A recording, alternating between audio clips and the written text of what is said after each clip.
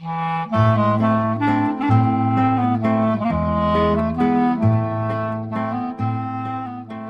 to Couples Therapy in 7 Words. I am your co-host, Judy Alexander, and I'm here with my husband, Dr. Bruce Chalmer. Well, hello, Judy. Hello, viewers and listeners. Our topic for today is... Faith heals people, ideology kills people. Oh, my, yes.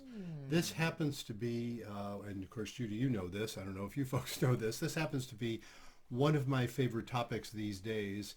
And in fact, I'm working on some new writing about it. I don't want to be making promises for something that doesn't exist yet, but I am working on this. And it's implied also already in the book that I have out and a lot of the work we've done. So we'll be talking about that today. And there is a listener question that will help us focus on that as well. But before we do that, let's invite people to... Like us. Follow us. Like us, please. What is that? That's the Sally Field thing. You like me. You like me. We want you to like us on social That's media. right. Yes. Yes. And So follow us and do all that wherever stuff. you get your podcasts, there's those little like buttons or share buttons, and let your friends know and tell everybody and share our podcast. And rate us and review us, which is something Sally Field didn't say, I guess. Right. Well, But, she doesn't need to say that when she's getting her Oscar. That's true. Yes, indeed. We'll wait for our Oscar for a little while now. Is there must be an award show for a podcast. I'll If bet not, there there is. will be one. By soon. golly, and if there is, please nominate us. How about that, right? So indeed, we would like you to do all of those things.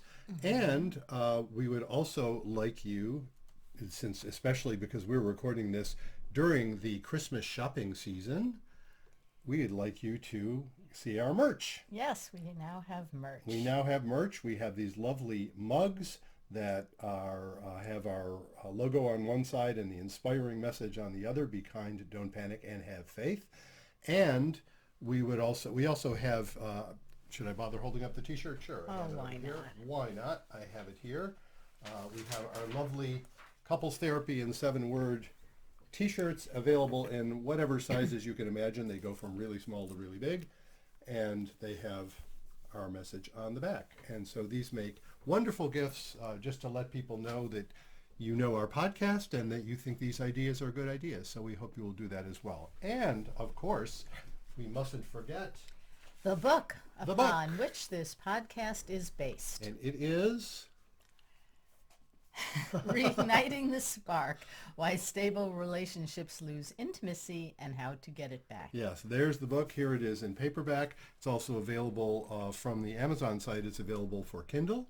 It's also available as an audiobook from the Amazon site, and I did the narration. And but more and more people, of course, I shouldn't be surprised at this, but more and more people who are coming to my practice are saying, oh yeah, we've read your book, or we're reading your book, or we're reading your book so we don't have to go over all that stuff that you talk about in the session, which, okay, maybe that's true. So in any case, we hope you will get the book. And also the same things, if you would please give us reviews. That really helps other people find out about the book, and we'd appreciate that as well. So let us dive into our topic. Faith heals people, ideology kills people. Maybe the best way to get into this is just start right off with a listener question, do you think? I think so, because it's a tough topic, and I think the listener question will help clarify it. Yeah, and these are questions that this particular listener question I picked because it comes up a lot. I mean, various people have said things like this. So go for it. Okay, so Bill writes, Dear Dr. Chalmer, I've heard you talk about faith as part of your 7 words, that faith is the antidote to panic. But I was raised without any religious traditions at all, and the ones I hear about seem to require that I check my intelligence at the door and believe a bunch of BS. Haven't religions done a lot of damage? How can you say that faith heals people when so many horrible things have been done in the name of faith? Okay, Bill, good question. Good question. Good set of questions. And he's really crystallizing something I think is very important. So there's a couple of things I want to start off with. Right off the bat, he's using the word faith as more or less synonymous with religion. Right. And, there are people who say, well, I'm not religious, but I'm spiritual. Or I'm not religious, Heard that? You have heard that. Yeah. That's not what I'm talking about, doggone it.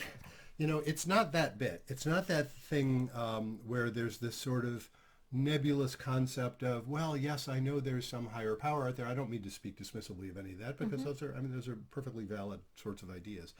But I'm not talking about, when I say faith isn't necessarily religion, I don't mean so you can just kind of have your own faith and you feel it even though you stay away from organized religion or something. That's not what I'm talking about. So how do you differentiate between faith and religion? And pardon us for sucking cough drops. Yes, I was about to say that too. Yes, we're sucking cough drops because we share everything in our family, and the most recent thing we've shared is a cold. It's not COVID. Judy got tested and she had it first, but by golly, we've had this blasted cold and we're still working on it. Yes, the residual cough. So pardon us. So we're differentiating between faith and religion. Yeah, and so what do I mean by faith? How can you have faith without religion, and how do you have religion? Well, yeah, both. You could have absolutely. Religion without faith. I've commented on this quite a bit. I know plenty of people. Yeah, again, I don't mean to sort of Well, let's not get off on the tangent. Let's go back to the faith. So what do I mean by faith? Right.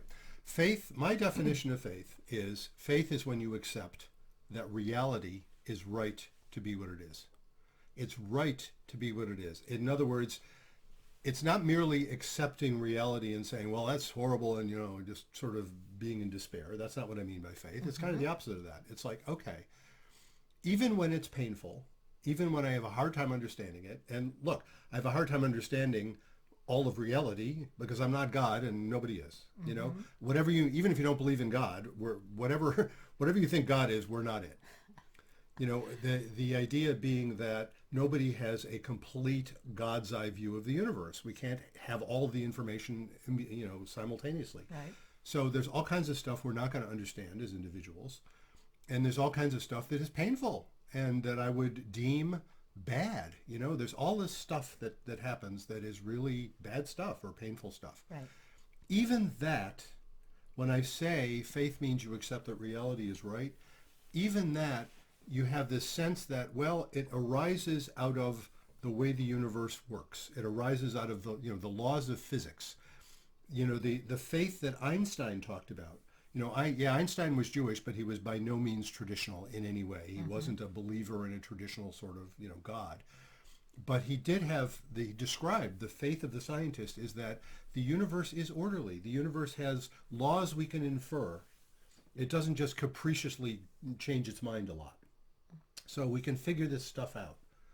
And to accept that as, and this is the big leap right here, to accept that as right, that's a value judgment. That's not a statement that's not provable scientifically. That's an orientation to life. That says, okay, I'm going to not merely accept, the reality as it is. I'm going to deem that reality as somehow good. It's right to be what it is, even when it's full of all kinds of bad stuff.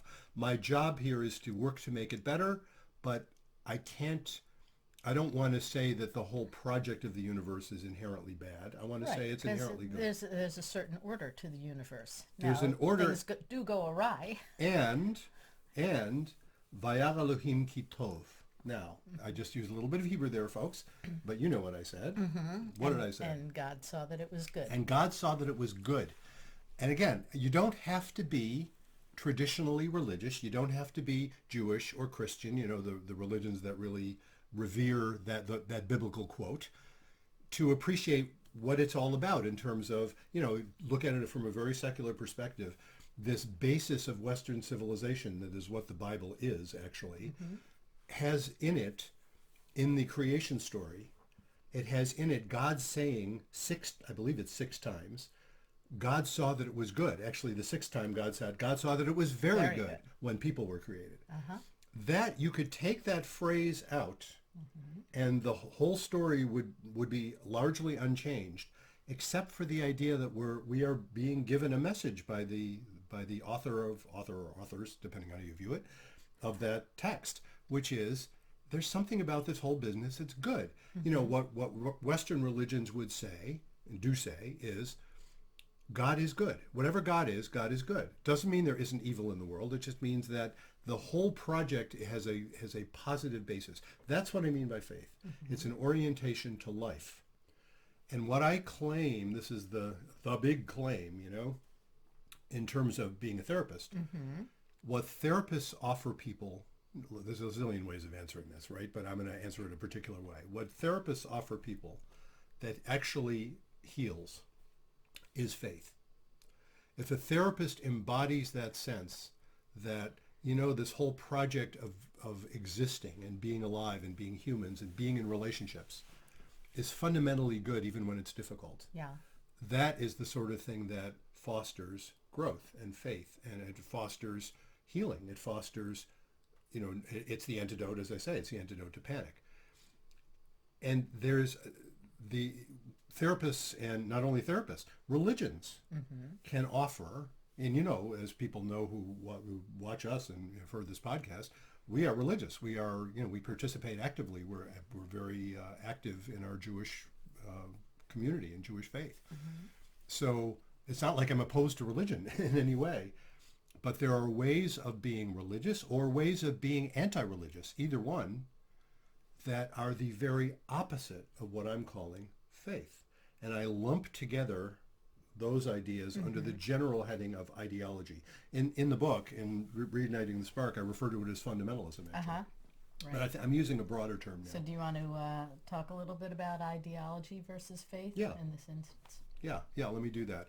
Okay. And I want to just get back to Bill for a second, his question, because he's saying, how can you say that faith heals people when so many horrible things have been done in the name of faith? Right. I am claiming, no, many horrible things have been done in the name of ideology. Or as they call it, religion. Or you could say religion. And not necessarily faith. Yes, when it's ideology. But faith, in the way I'm describing it, doesn't go there. And let me make those distinctions. So what do I mean by ideology?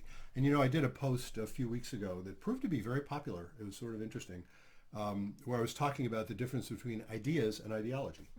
And, ideas fit in the general category of faith. I'll just tell you what I mean by that. Ideas, we all know what ideas are. They're things you think about and kind of bounce around with other people and maybe argue about with other people, whatever. When you have a conversation and even just a thinking yourself, when it's all about ideas generate other ideas. Ideas open you up. It's like, oh, I hadn't thought of that. We're talking about something and you're throwing in your ideas, and if I'm open to what you're saying, I'm hearing stuff, oh, it's changing me. It's like, isn't that interesting? That's kind of cool. Right. Actually, folks, in terms of couples therapy, it's not only kind of cool, it's kind of sexy. It's, you know what I mean? It's that sense of, it makes me feel alive when we're having a conversation about ideas. Right. Ideology is when ideas harden so that instead of being something that opens you up, when ideas harden into an ideology, what happens is it closes you down so that you evaluate anything you hear. Is it correct in terms of the ideology, or isn't it? You see this happen. I mean, there are some examples that those of us of our age would be quite familiar with, remembering Soviet communism, for example. Sure. And that's always an interesting thing. We were just listening to the podcast about Lucille Ball, the TCM podcast about, right. What do they call it? The Plot Thickens. The Plot Thickens, right. Which I recommend. It's if you're from our era, listening to this podcast about Lucille Ball was just, I remember, I'm just about little Ricky's age. I think he's a year older than me. I think so. We're very, very similar. Yeah. But they were talking about the Red Scare. When Lucille Ball was, she was brought up on charges. She was brought up before HUAC. Yes, accused of being a communist. Yeah. And so all of that stuff. So, back in the 1930s, people were communists. In this country, there were communists.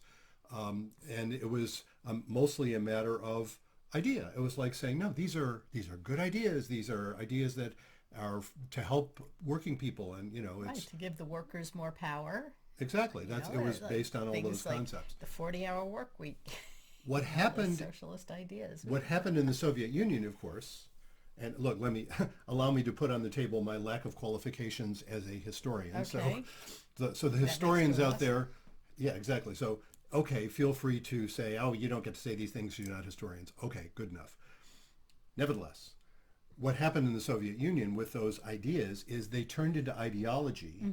And you had I remember seeing this not too long ago. We saw, I can't remember the name of the man who was being profiled, or I think I saw it in the New York Times Magazine.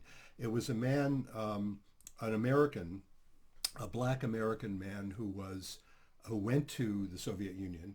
Again, very idealistically. He was a communist and went to the Soviet Union back in the 1930s. Is Paul Robeson? It wasn't Paul Robeson. No, he did too, but it wasn't Paul Robeson. It was someone else. Oh, I think I read that. You read the article? Yeah. So, and what was interesting, what was germane to our conversation now was he was talking with people in the Soviet Union about how, the orthodoxy in the Soviet Union and Soviet communism was any of the injustices that were happening anywhere had to be about class. Right. They were about class. And this man was saying, where I come from, in the United States, it isn't only about class, it's also about race. Right.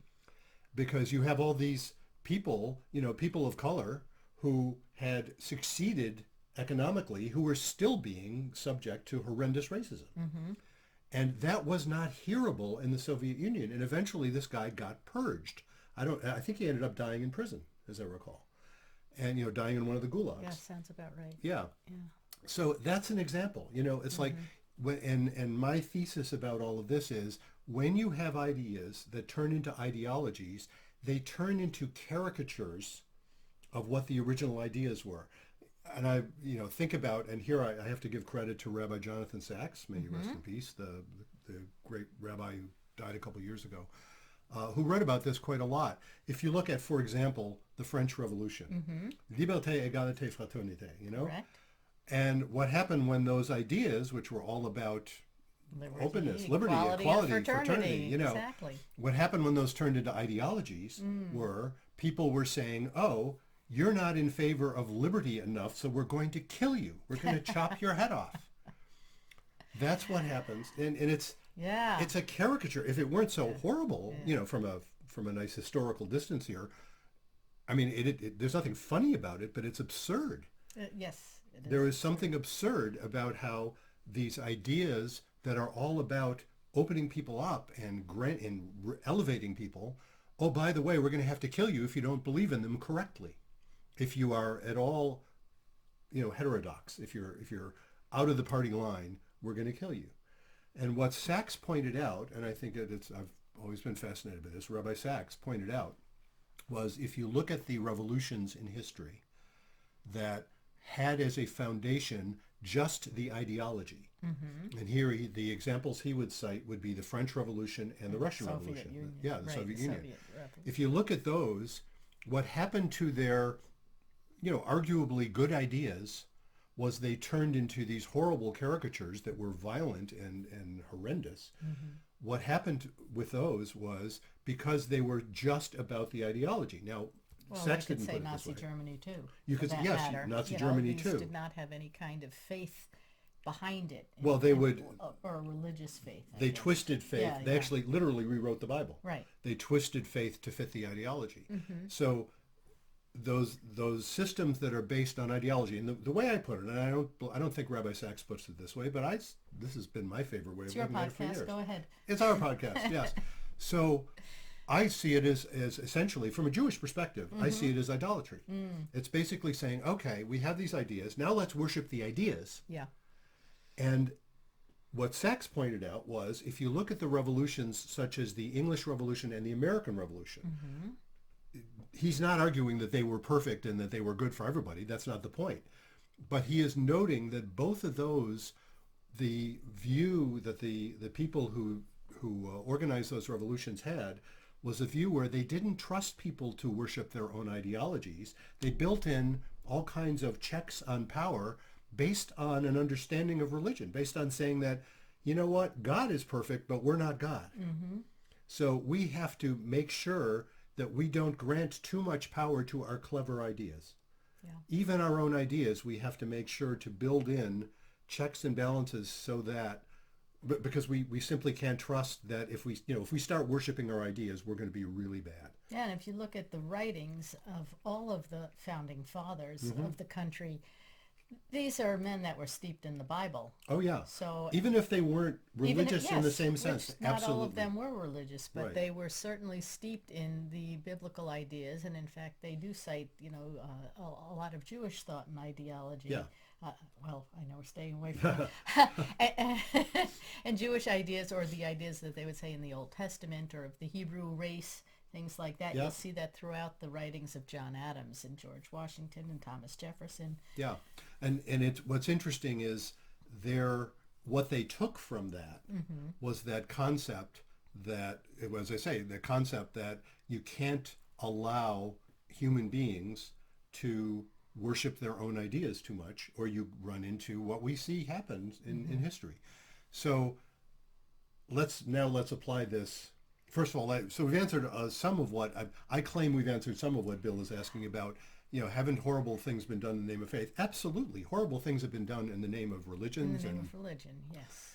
but those horrible things are done when religion becomes ideological. Again, another one of my favorite things to cite. If you look at the Inquisition in the Right? Catholic Church, Yeah. arguably the ideas of, and I say this with great respect, and as a Jew, I have great respect for Christianity in general.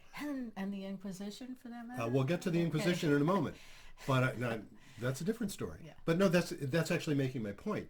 The ideas of Christianity are ideas that are founded, as most Christians I think will tell us, are founded in love. They're founded in the idea of God so loving the world so as to give people his only son. That from a Jewish perspective, that's, I would call it metaphor, but it's a beautiful metaphor. It's one that says, wow, that's an act of great love. It makes us all feel loved, right? And then if you turn that into an ideology, and the key point there is to say anybody who doesn't believe that is doomed. Yeah. And then the next step is to say, so if we kill you unjustly, it's okay because you'll go to heaven anyway. And what you end up is the Inquisition. Right. You get people who are claiming to be representatives of love who are torturing and murdering people in the name of love. Crusades too. Crusades too. We can cite so many Of course. episodes from And history. and George Orwell, in 1984, he names the place where they do torture the Ministry of Love. He names the place where they concoct lies about history as the Ministry of Truth.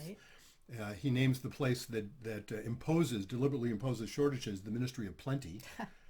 And he names the place that is in charge of making sure there's always a war going on, the Ministry of Peace.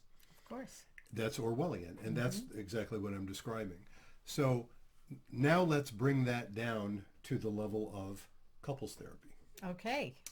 How does this, you can just see that, people come to me for couples therapy, and what I'm telling them about is, well, let's talk about the French Revolution. And Orwell, yeah. Yeah, and Orwell. No, generally speaking, I'm not doing that.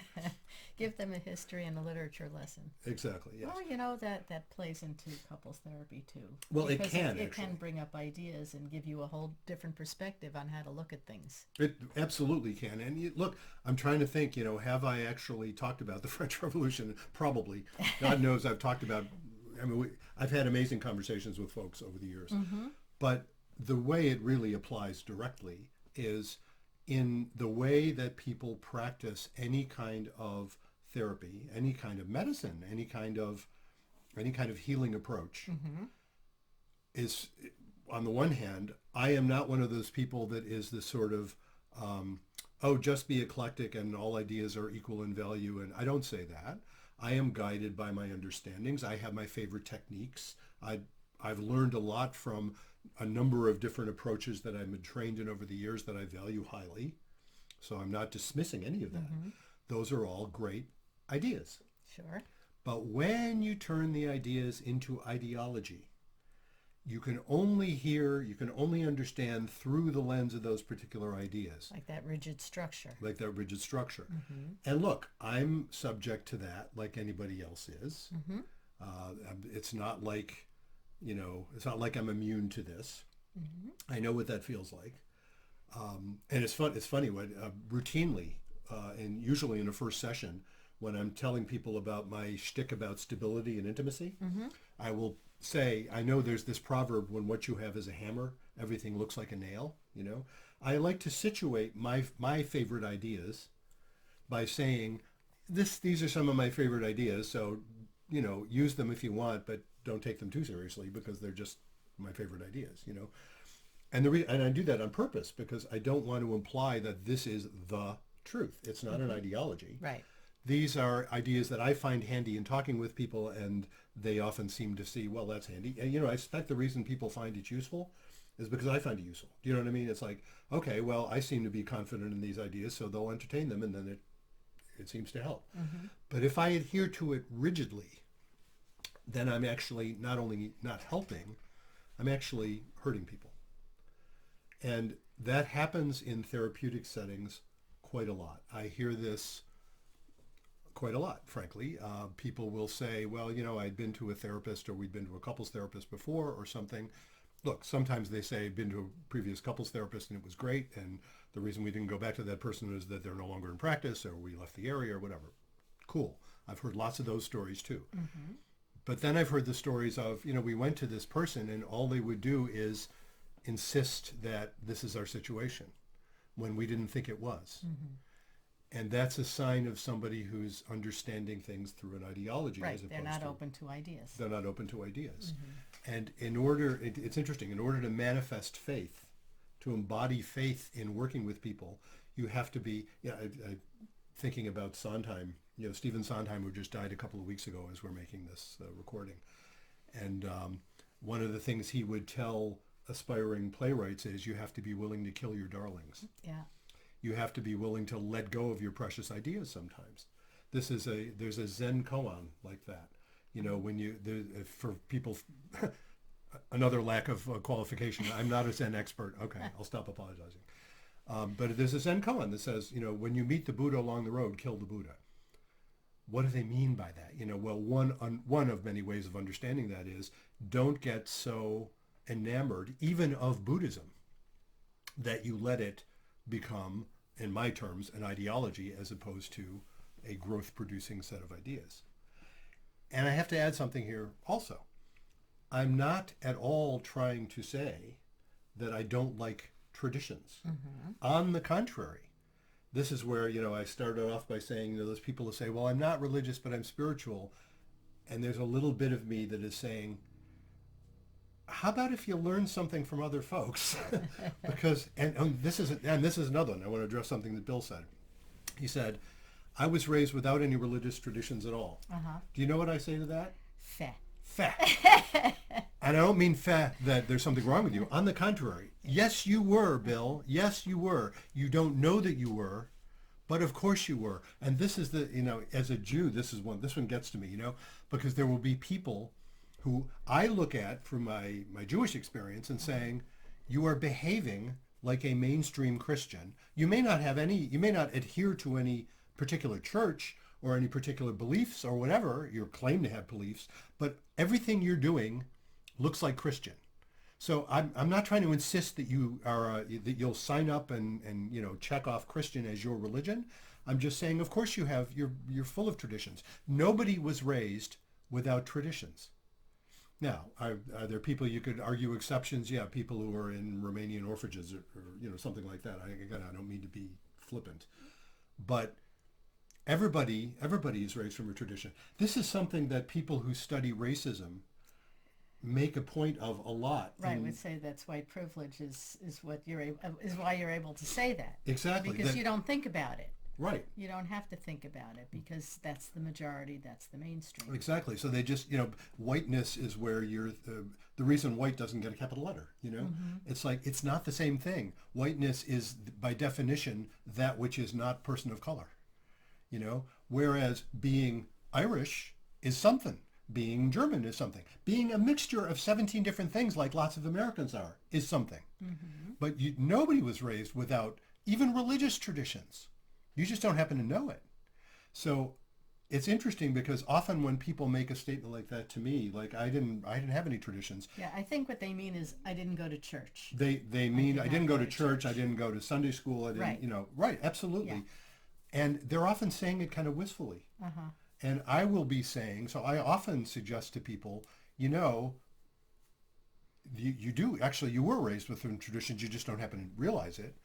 And that's a good place to start. I'm not trying to insist anybody has to stay with their childhood traditions, but that's a good place to start, is to recognize what you were raised with, whether you knew it or not.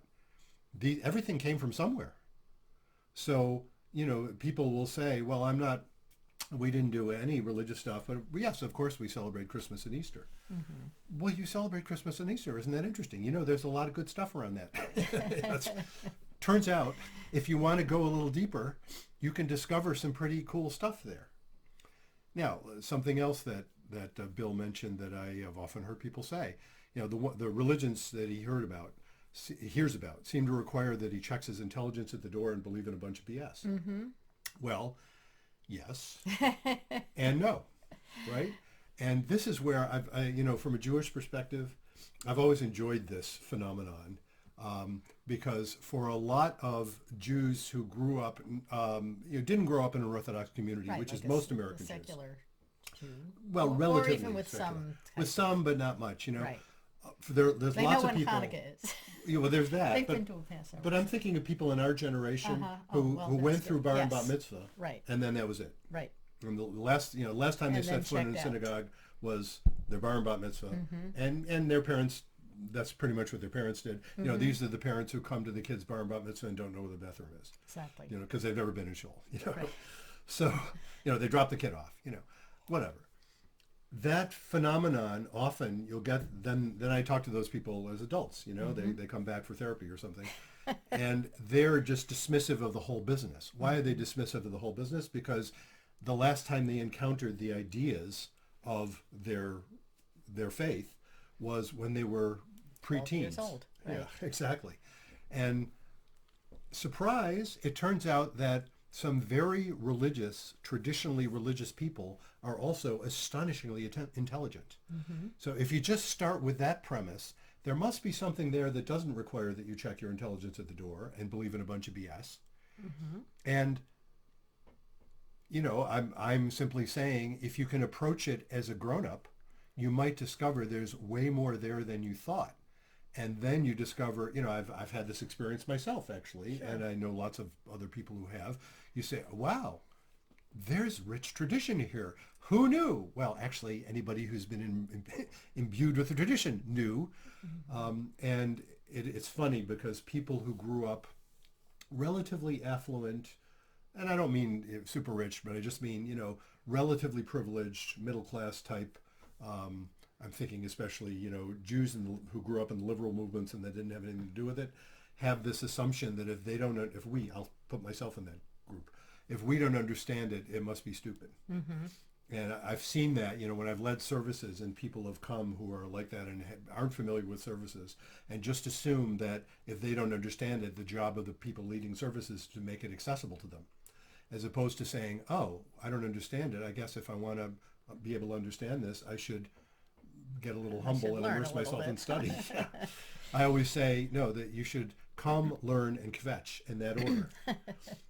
Come first, learn, then absolutely kvetch. Kvetch, for those of you who don't know, that Yiddish word means complain.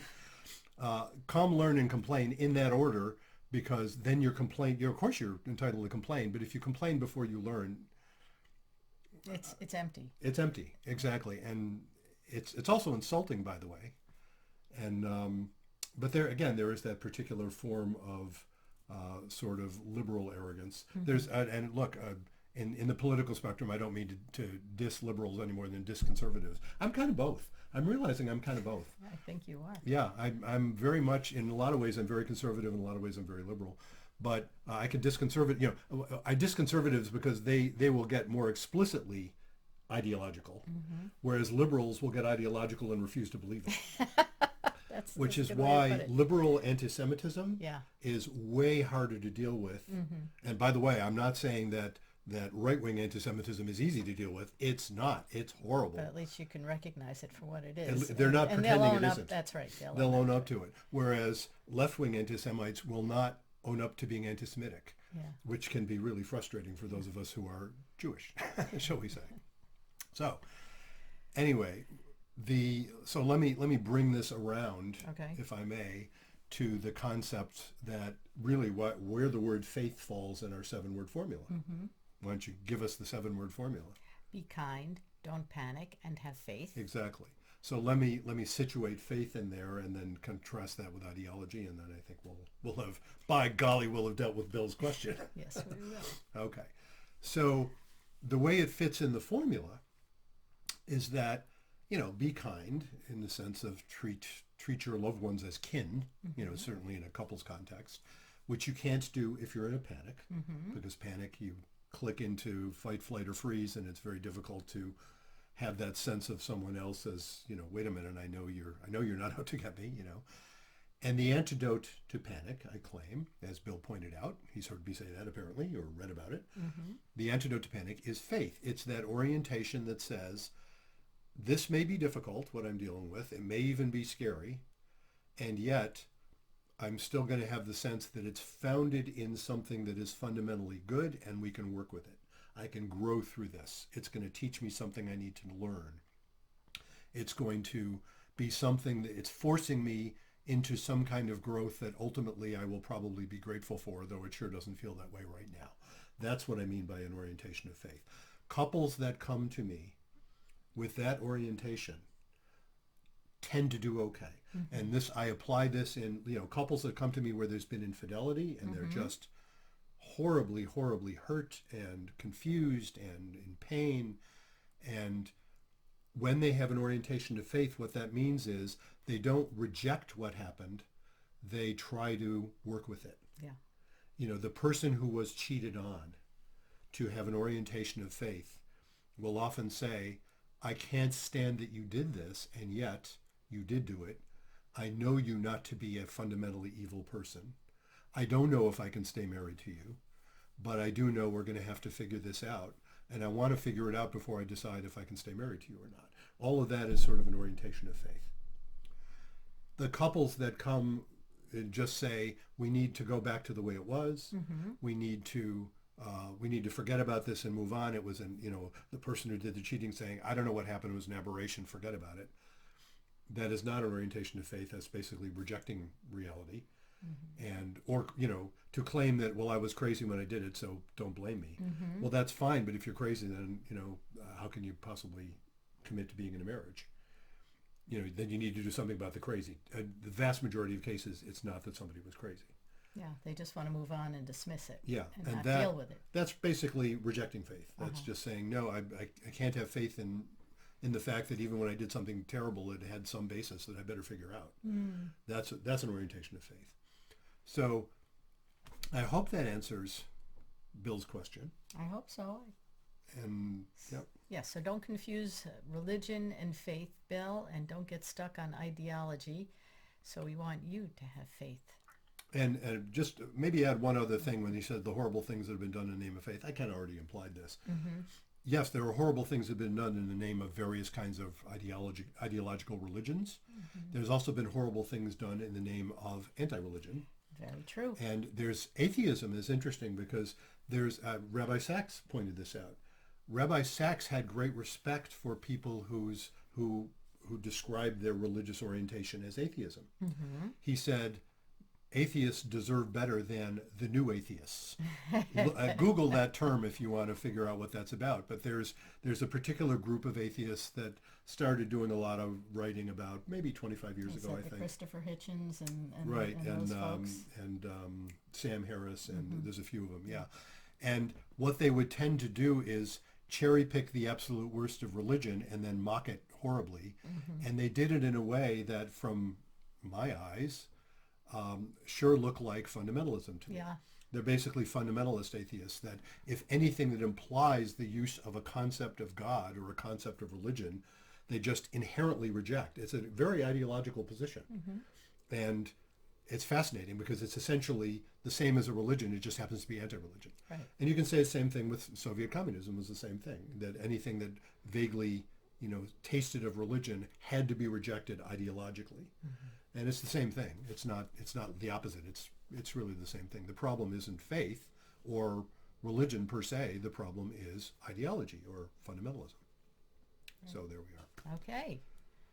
So So if you have questions for us, such as Bill's or any other about couples, or suggestions on topics you would like to see on the program, you can email us at bruce@brucechalmer.com or go to our website, brucechalmer.com. And when you go to our website, brucechalmer.com, that's where if you navigate over to the podcast tab, you will find access to all of our episodes, and you'll also find a way of suggesting. Of course, you can just drop us an email, but you can also click on the thing to schedule a time for you to be interviewed if you want to do that. And we would love it if you would do that. We have a couple irons in the fire already about folks we're going to be interviewing coming up. We've had some wonderful interviews. It's really been great. And let us know if you think there's some folks. Yeah, we'd love to hear from you. We would indeed. And again, please rate us and share us and spread good things about us on all the websites and places you get your podcasts and social media. Don't forget our merch. We've got our wonderful Couples Therapy in 7 Words merchandise, which is available also on brucechalmer.com. If you go to the shop tab, there's a shop. There's a little tab for everything, store. honey. There is. It's amazing. And you can buy our goods there. You can the mugs, and we have T-shirts. And hey, if you want to suggest any other merch, we're open to it. It's amazing how easy it was to set that up. I have to say, folks, if you ever want to do merch for your, it's real easy these days. And also a word for the book. Reigniting the Spark, Why Stable Relationships Lose Intimacy and How to Get It Back. Available anywhere books are sold, and we hope you will get a hold of that and review it and all that kind of stuff. And so, until next time. Remember, be kind. Don't panic. And have faith.